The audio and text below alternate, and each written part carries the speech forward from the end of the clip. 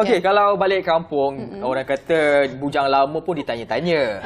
Bila nak kahwin? Dah kahwin tanya lagi bila nak dapat anak. Aduh. Saya memahami perasaan itu dan saya pun pernah melalui proses sukarnya untuk mendapatkan cahaya mata. Tapi itu cerita dah lama, tak apalah. Sekarang dah ada anak, alhamdulillah. Alhamdulillah ada dua dah. Ya, tapi kita ada dua.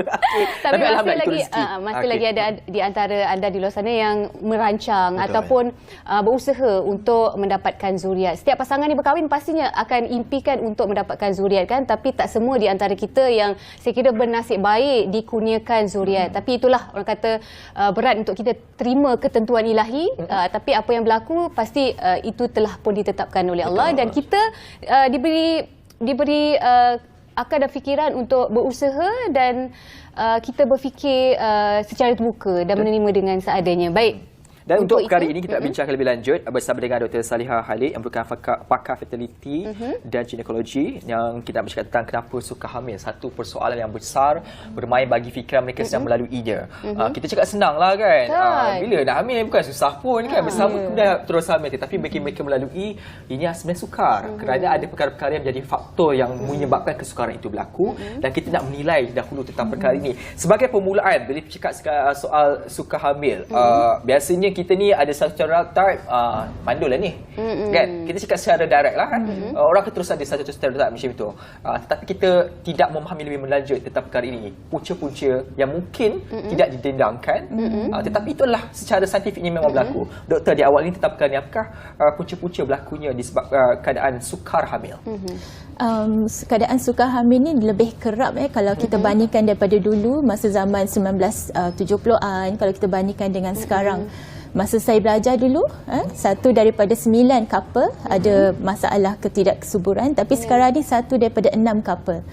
Sebab utama adalah saya rasa juga banyak juga kajian-kajian ni menunjukkan ada perubahan dari segi struktur ekonomi, dari segi sosial, dinamik kita, di mana wanita juga berkerja, so ramai yang berumah tangga pada usia lewat 20-an.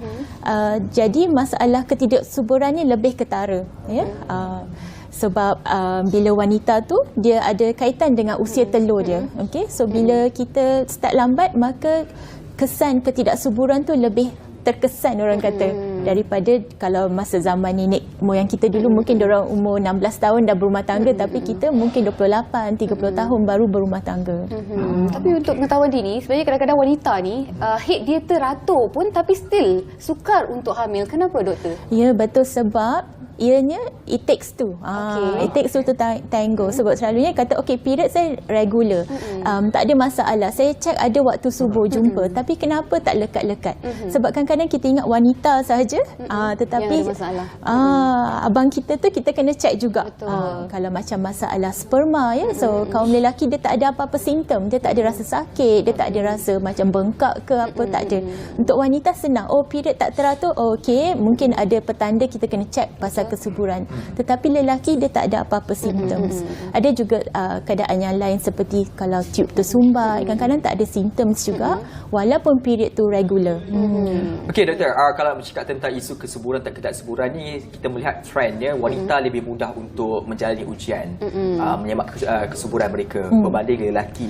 Memahami tentang faktor ini, saya tahu realitinya kenapa lelaki ni, walaupun saya seorang lelaki kan, saya mungkin tak lelaki berumah tangga seperti lagi. Yelah, saya nak tanya kenapa mereka ini, mungkinlah doktor sendiri pernah berjumpa dengan pesakit-pesakit lelaki, kenapa mereka lambat untuk datang ke klinik-klinik untuk membuat ujian kesuburan ini? Adakah kerana mereka malu ataupun ego, atau mereka hanya berfikir bahawasanya ini semua tanggungjawab wanita saja? Dia sebenarnya multifaktorial, ada banyak faktor. Satu, sebab dia rasa memang stigma dekat dalam masyarakat kita kata ketidaksuburan perempuan yang kena cek dulu. Ramai yang pasangan suami-suami kata you cek dulu, you settlekan you punya side baru I datang. datang. Macam tu. Padahal kita nak jumpa dua-dua sekali. Kita nak tengok suami dia, nak tengok isteri dia macam mana, kita nak cek isteri dan juga suami pada hari yang sama kalau boleh, sebab dia menentu juga ke arah mana rawatan kita perlu buat. Kali yang keduanya dia tak ada symptoms, dia tak ada sakit, dia sihat, dia bersukan okey. Lepas tu dia kata bila bersama tak ada masalah doktor, okey saja, tak ada apa-apa kesukaran nak mengeluarkan air mani contohnya, nampak okey saja. Tapi sebenarnya kita kena tengok bawah mikroskop, kita tak boleh tengok dengan mata kasar. Tak nampak, mungkin air itu sama saja tapi isi kandungannya. Dan juga yang ketiga, ego lah. Kadang-kadang bila kita nak break the news, kata sperm ni berkurangan, kurang daripada apa yang kita nak, tapi kadang-kadang suami tu tak boleh nak terima, sebab dia kata saya tak merokok, saya tak vape, saya tak ada ambil perkara-perkara yang tak sihat, saya hidup sihat, tapi kenapa macam ni. So dia kadang-kadang ambil, dia kena buat beberapa kali baru dia boleh terima. Okey, kita dah cek, masing-masing dah cek. Saya pun normal, awak pun normal. Tapi masing-masing kadang-kadang tak boleh terima juga. Mungkin ada pandangan doktor sendiri, kita guna cara lain. Mungkin kaedah makan suplemen ke, ataupun kita diet, kita buat diet yang seimbang ke, atau bagaimana caranya untuk kita tingkatkan tahap kesuburan itu di kalangan sama-sama kita. Sama-sama couple. So, bila mereka yang TTC ataupun trying to conceive ni, apa amalan yang dia boleh buat? Betul. Pergi datang cek, pastikan semuanya okey. So bila semuanya okey, alright, we are clear. Lepas tu kita bagi masa, dalam masa 6 bulan, setahun, kalau tak ada rezeki kita nak buat rawatan contohnya. Pada masa yang sama, amalkan gaya hidup yang sihat. Kena ada BMI ataupun berat badan yang optimal, senaman yang secukupnya, makan yang lebih sihat, kurangkan makanan yang fast food ataupun makanan proses macam hot dog, hamburger kan, nugget contohnya kena kurangkan, dan juga kena kerap bersama. Dalam seminggu tu mungkin 2-3 kali bersama. So ada juga pasangan kata kami berusaha ni doktor, okey, berapa kerap tu? Sebulan sekali. Kenapa sebulan sekali?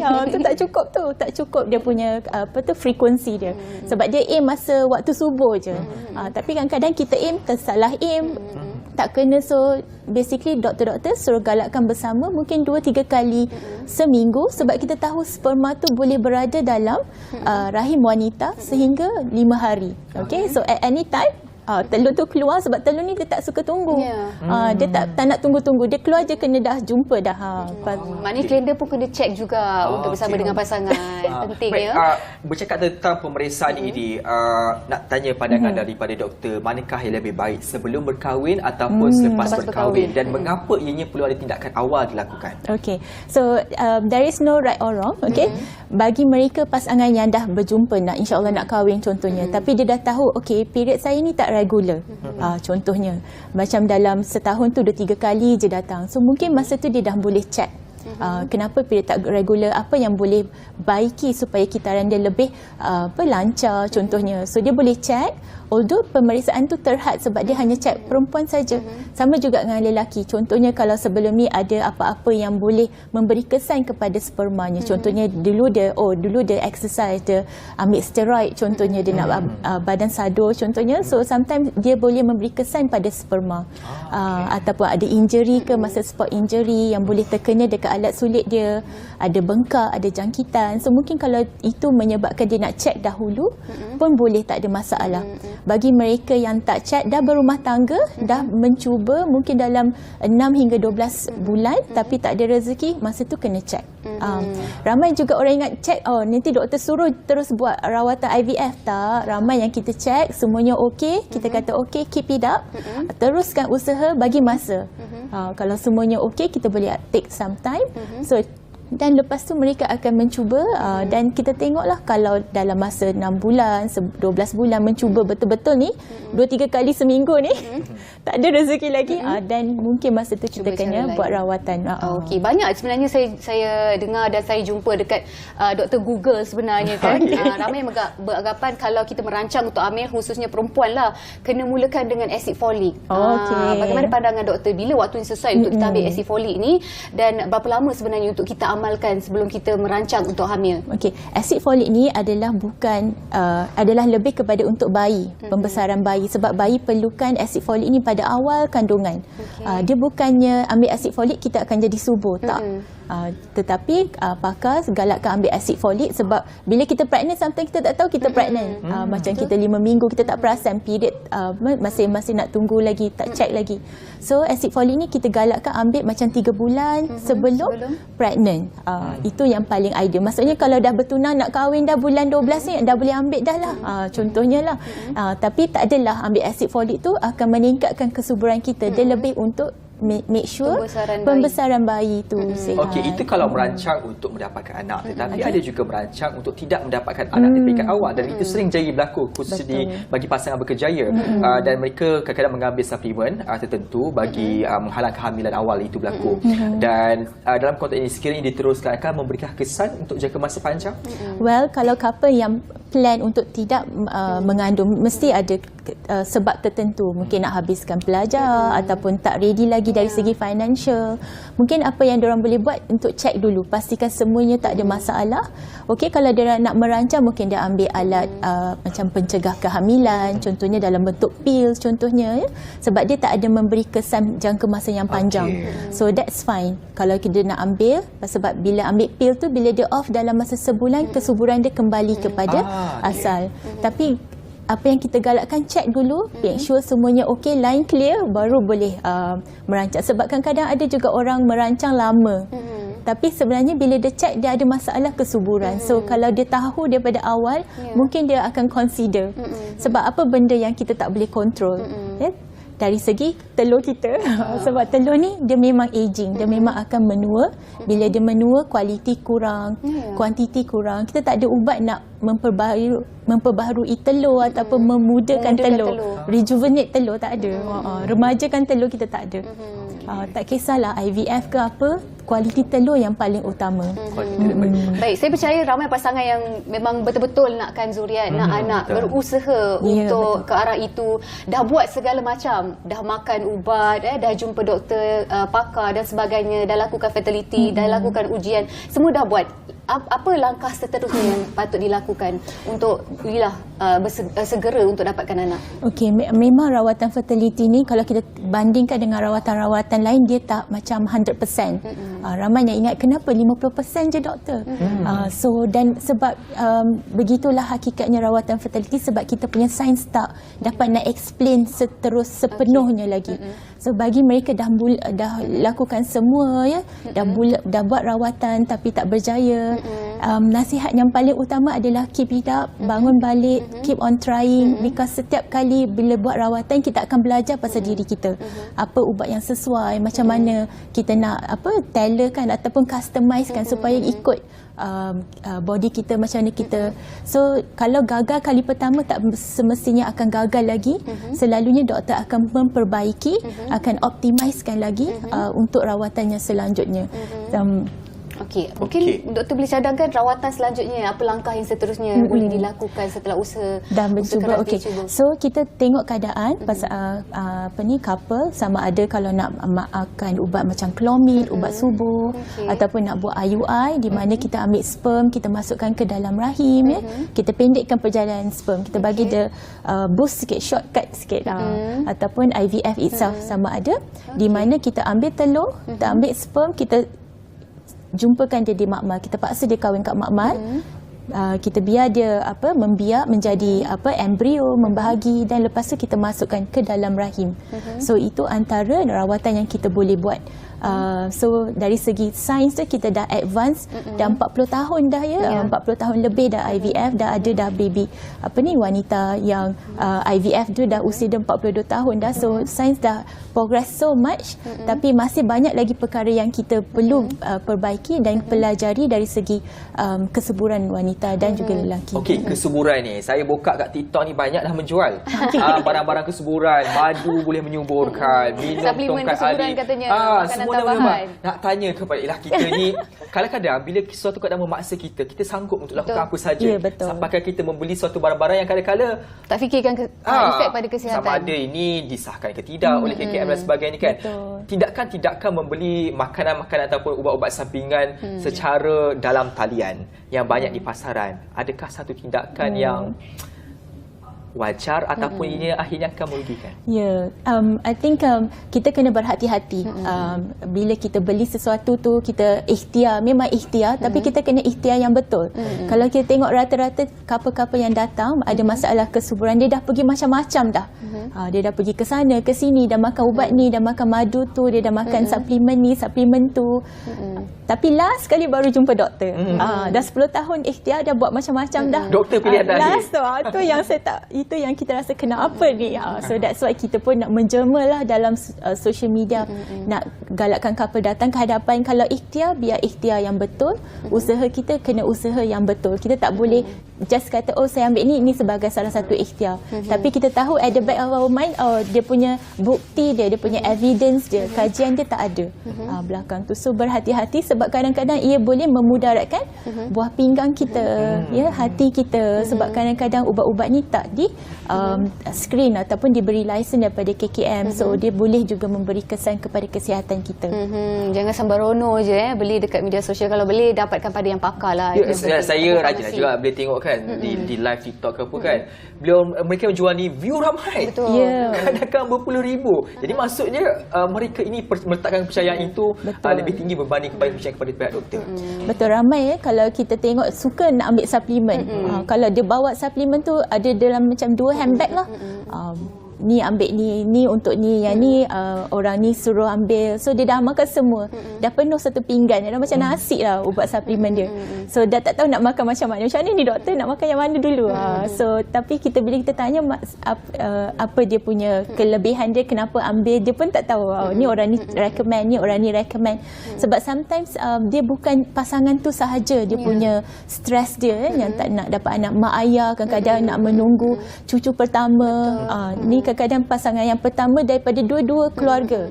So bila balik tu, nak balik raya ni, stres dia tinggi. Ada juga couple saya pernah jumpa, dia orang dah tak balik kampung dah 10 tahun. Dah putus hubungan, dia tak nak kontak sebab dia punya tekanan dia teramat-amat sangat.